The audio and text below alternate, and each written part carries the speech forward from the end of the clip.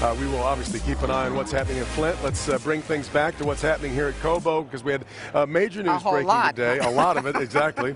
And one of the bigger splashes came from Ford, which is where we're sitting at this moment. But this wasn't about a new car. This was about a shift in the company's focus. You know, I think the question here, Devin, is how does a company stay relevant when more Americans are ride-sharing with Uber or Uber? And Ford is taking those challenges head-on by redefining its business. So let's get things started with Guy Gordon. And Guy, Ford is rolling out a free service they hope will make life a little easier.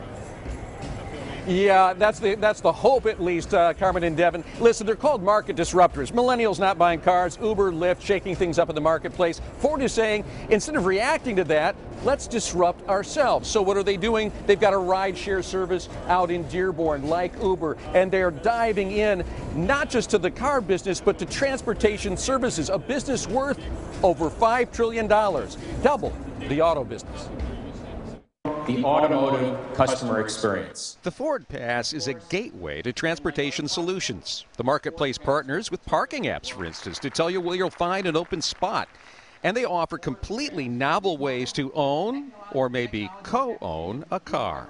And it could be lease sharing, so 6 people sharing one lease vehicle, and tools to be able to understand where the vehicle is and what the sharing is going to be. It could be a ride service. It could be a more complex ride sharing. Ford will also open hubs to introduce future customers to Ford technology, hands-on experience with no sales pressure.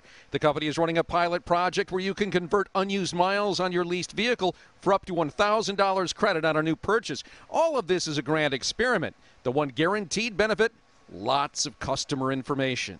What do people find really difficult in cities, and what do they want help with? All of those things will help them understand what the issues are with mobility and really how to address it in a different way.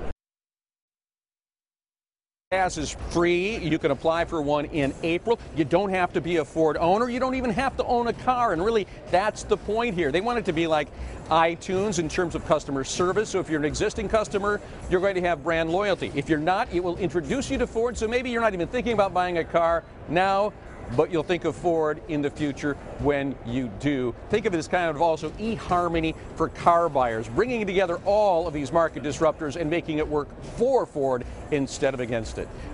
We're with the Go Ride intelligent shuttle. It's rolling right now in Dearborn, Devin and Carmen. Some really remarkable things taking place here, adding an entirely new industry. Yep. Well, you know, there's a segment of the population that doesn't mind sharing, ride sharing. Does that mean that we could see Ford hook up with Uber like GM did with Lyft? You know, that's a possibility, and I did ask executives about that today, and they went, well, you know, we're looking at all kinds of partners. They're not ready to announce that yet, but they hint that that could come in the future. But with what they're learning from this service out in Dearborn, they could start their own ride-sharing service because they're working with those kinds of algorithms that are so important for the software.